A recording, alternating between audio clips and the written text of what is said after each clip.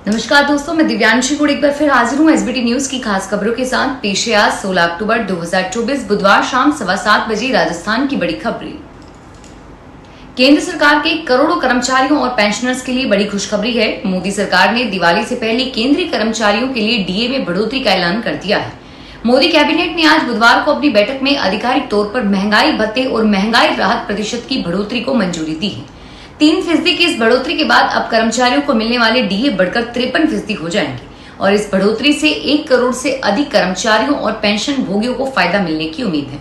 बता दें कि डीए बढ़ोतरी 1 जुलाई 2024 से प्रभावी है। हरियाणा में नई सरकार के गठन को लेकर बुधवार से चंडीगढ़ में प्रक्रिया शुरू हुई है।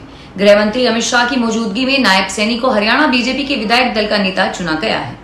नायब सैनी कल हरियाणा के नए मुख्यमंत्री की शपथ लेंगे और उनके साथ कई नेता मंत्री पद की शपथ लेंगे। अमित शाह ने नायब सैनी के नाम की घोषणा करते हुए कहा कि हरियाणा में 36 बिरदावरी की सरकार है। इस बैठक में नायब सिर्फ सैनी के नाम पर सहमति बनी है और नायब सैनी कल सीएम पद की शपथ लेंगे। बीजेपी हाईकमान ने गृह मंत्री अमित शाह और मध्य प्रदेश के मुख्यमंत्री मोहन यादव को पर्यवेक्षक बनाया था। दोनों पर्यवेक्षक बुधवार की सुबह चंडीगढ़ पहुंचे हैं और मुख्यमंत्री का शपथ ग्रहण समारोह होने के बाद शाह और यादव हरियाणा से विदा होंगे। दीपावली के अवसर पर जयपुर प्रशासन ने पटाखा बेचने के लिए लाइसेंस जारी करना शुरू कर दिया है। पिछले 2 दिनों में 1100 से अधिक दुकानदारों को लाइसेंस दिया गया है। इस बार पटाखा बेचने के लिए दुकानदारों ने आवेदन किए हैं, जिसमें से पुलिस ने वेरिफिकेशन के बाद 1394 दुकानदारों को लाइसेंस देने के मानकों पर खरा पाया है। इनके आवेदन कईयों के निरस्त भी हुए हैं और ऐसे दुकानदार यदि बाद में सुरक्षा मानकों को पूरा कर लेते हैं तो वे फिर से आवेदन कर सकते हैं। दीपावली के दौरान पटाखों की बिक्री सुरक्षित और व्यवस्थित रखने के लिए यह नियम अपनाया गया है। पटाखा बेचने के लिए दुकानदारों को लाइसेंस जारी करने के साथ ही कुछ महत्वपूर्ण शर्तें भी लागू की गई है। दुकानदार किसी भी छोटे बच्चे को पटाखे नहीं बेच सकेंगे। पटाखे केवल वयस्कों की मौजूदगी में दिए जाएंगे। जयपुर के करगनी थाना इलाके में बजरंग द्वार के पास मंगलवार शाम एक कार में अचानक आग लग गई। बोनट से धुआं निकलता देख चालक ने कार को साइड में लगाया और उतर गया। देखते ही देखते कार से आग की लपटें उठने लगी और सूचना पर पहुंची फायर ब्रिगेड ने आधे घंटे की मशक्कत के बाद आग पर काबू पाया, लेकिन तब तक कार कबाड़ में बदल गई थी। आग लगने के कारण वहां भीड़ इकट्ठा हो गई, जिससे जाम लग गया। पुलिस ने क्षतिग्रस्त कार को हटवाकर यातायात को सुचारू किया। पुलिस के अनुसार कार श्यामनगर निवासी मेहुल कुमार नाथावत की थी। वे मंगलवार शाम कार को सर्विस सेंटर से लेकर घर लौट रहे थे। करोड़ों टैक्स पेयर्स के लिए अच्छी खबर है। अब उन्हें आईटीआर फाइल करने में ज्यादा दिक्कत नहीं होगी। इनकम टैक्स रिटर्न भरने के लिए ई फाइलिंग आईटीआर पोर्टल में बड़ा बदलाव होने वाला है। नए सिस्टम से आईटीआर की प्रोसेसिंग में तेजी लाने के लिए नई तकनीक का इस्तेमाल किया जाना है। आयकर विभाग जल्द ही ई फाइलिंग के लिए एक नया और अधिक उन्नत पोर्टल IEC 3.0 लॉन्च करने की तैयारी में है, जो टैक्स पेयर्स के लिए ई फाइलिंग को अधिक सुविधाजनक बनाएगा। ऑपरेशन फेज इस दौरान समाप्त हो रहा है और IIC 3.0 उसकी जगह लेगा। यह नया पोर्टल आईटीआर प्रोसेसिंग में सुधार और तेजी लाने के उद्देश्य से विकसित किया जा रहा है, जिसमें टैक्स पेयर्स को जल्द ही रिफंड मिल सकेगा और पोर्टल की वर्तमान समस्याओं में कमी आएगी। त्योहारी सीजन में जहां एक्सप्रेस मेल और सुपरफास्ट ट्रेनों में लंबी वेटिंग लिस्ट के कारण कंफर्म सीटें नहीं मिल रही, वहीं दूसरी ओर अजमेर से वाया जयपुर होते हुए उदयपुर और उदयपुर आगरा वंदे भारत ट्रेनें खाली दौड़ रही है। स्थिति ये है कि इनमें कई रूट पर 50% से भी कम यात्री भार है। राजस्थान में रेलवे ने जिस उत्साह के साथ वंदे भारत ट्रेनों का संचालन शुरू किया था, वैसा उत्साह यात्रियों में नहीं दिख रहा। उदयपुर से जयपुर, आगरा और जोधपुर से साबरमती की वंदे भारत ट्रेनें खाली चल रही है। हालांकि अजमेर से दिल्ली, चंडीगढ़ के बीच चलने वाली वंदे भारत ट्रेन में यात्री भार बेहतर है और बाकी ट्रेनों में यात्री भार कम ही है। राजस्थान में किसानों को राहत की खबर मिली है। विभाग ने किसानों को आर्थिक सहायता देने के लिए समर्थन मूल्य पर मूंगफली और मूंग की खरीद की योजना बनाना शुरू कर दिया है। किसानों को इस बार बाजार मूल्य से अधिक समर्थन मूल्य मिलेगा और यह सुखद है कि विभाग 15 अक्टूबर से समर्थन मूल्य पर उपज बेचने के लिए पंजीयन प्रक्रिया शुरू की है। आपको बता दें कि इनकी खरीद इस महीने राजस्थान में शुरू होने वाली है। खरीद शुरू करने के लिए राजफेड के अधिकारियों की बैठक होगी और इसके बाद खरीद शुरू करने का दिन निर्धारित किया जाएगा। राजस्थान में महिला एवं बाल विकास विभाग आंगनबाड़ी केंद्रों को मजबूत बनाने के लिए नित नए प्रयोग कर रहा है।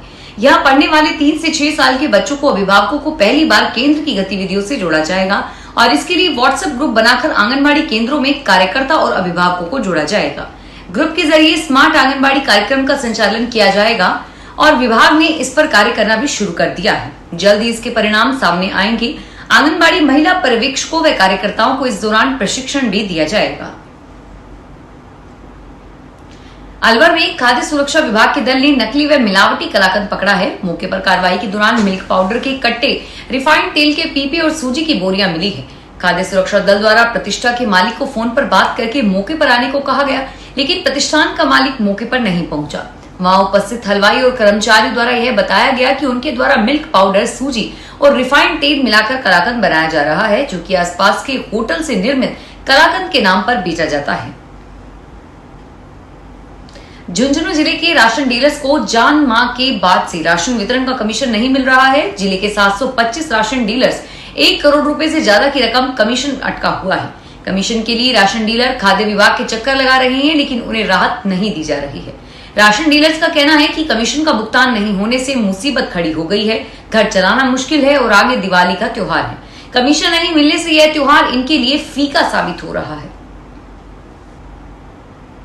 करौली जिला मुख्यालय पर एक बार फिर कलेक्टर के निर्देश पर बिना मंजूरी चल रहे अवैध निर्माणों के खिलाफ कार्रवाई होने से हड़कंप मच गया। नगर परिषद आयुक्त करणी सिंह और डीएसपी अनुज शुभम के नेतृत्व में बिना एनओसी के चल रहे निर्माण कार्य को सीज करने की कार्रवाई की गई और इस दौरान गुलाबबाग स्टेडियम के पास मालसपुरा चुंगी सहित कई स्थानों पर की गई कार्रवाई से अवैध निर्माण करने वालों में हड़कंप मच गया। पुलिस प्रशासन ने पुलिस जाब्ते के साथ अचानक शहर के स्थानों पर पहुंची, जहां आयुक्त द्वारा मौके पर चल रहे निर्माण कार्य के लिए संपत्ति मालिक और श्रमिकों से स्वीकृति से संबंधित कागजात मांगे गए। महात्मा गांधी नरेगा योजना के तहत ग्राम पंचायत में चल रहे गड़बड़ पर राजस्थान सरकार ने नकेल कसने की तैयारी में है और इसको लेकर राज्य सरकार ने जिम्मेदारों को नरेगा कार्यों का सघन निरीक्षण करने की हिदायत दी है। निरीक्षणकर्ता 31 अक्टूबर तक पंचायत में जाकर नरेगा योजना के चल रहे कार्यों का निरीक्षण करके रिपोर्ट देंगे। इस दौरान जांच में दोषी पाए जाने वाले कर्मचारियों के खिलाफ सख्त कार्रवाई की जाएगी। ग्रामीण विकास एवं आयुक्त पुष्पा सत्यानी ने प्रदेश के सभी कलेक्टर्स को पत्र भेजकर महात्मा गांधी नरेगा योजना में चल रहे कार्यों का 21 अक्टूबर तक निरीक्षण करने के निर्देश दिए हैं।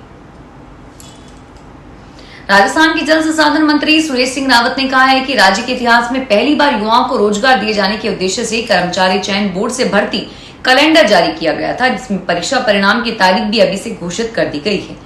श्री रावत ने बुधवार को राजस्थान में अजमेर के भारतीय जनता पार्टी कार्यालय में पत्रकारों से राज्य में भजनलाल सरकार की 10 महीने की उपलब्धियों का बयान करते हुए कहा कि सरकार ने 4 लाख सरकारी नौकरी और 6 लाख कौशल के साथ युवाओं को रोजगार देने के वायदे के क्रम में 1,11,000 पदों पर भर्ती की विज्ञप्ति जारी की जा चुकी है। अजमेर के नसीराबाद के रामसर बाईपास चौराहे पर से टाटा कार्गो मोटर्स कंपनी में खड़े नए ट्रकों में इलेक्ट्रॉनिक उपकरण ईसीएम चोरी हो गई, जिस पर सिक्योरिटी कंपनी के प्रतिनिधि द्वारा अज्ञात चोर के विरुद्ध मामला दर्ज कराया गया।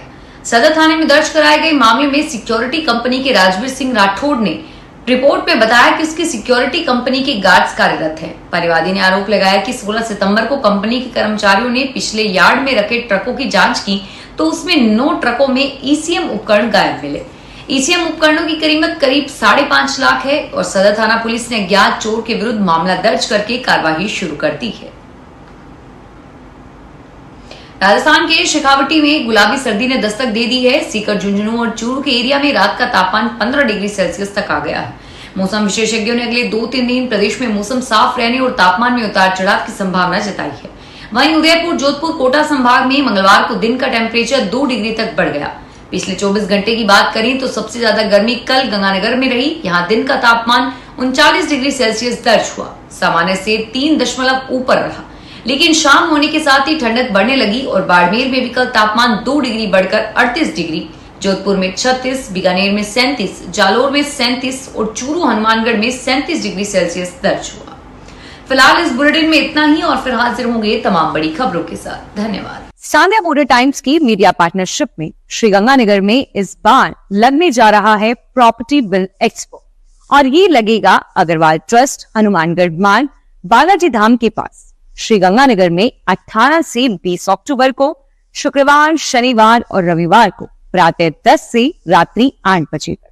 प्रॉपर्टी बिल्ड एक्सपो में इस बार दिवाली में बरसेगा धन और साथ ही करवा चौथ के अवसर पर महिलाओं के लिए 18 से 20 अक्टूबर तक मेहंदी लगाने की भी निःशुल्क व्यवस्था की गई। इस एक्सपो में श्रीगंगानगर शहर व अन्य शहरों में प्रॉपर्टी, मकान, दुकान, कोठी खरीदने और बेचने का मिलेगा आपको एक ग्रीन अवसर। और एक्सपो में आने वाली महिलाओं के लिए बिल्कुल फ्री में मेहंदी लगाई जाएगी और इस एक्सपो में मिलेगा आपको अपने मनपसंद की प्रॉपर्टी खरीदने का और बेचने का भी मौका। इस एक्सपो में एंट्री बिल्कुल निःशुल्क रहेगी, तो जल्दी जल्दी आइए और विजिट कीजिए इस प्रॉपर्टी बिल्ड एक्सपो को। Thank you so much for watching. धन्यवाद।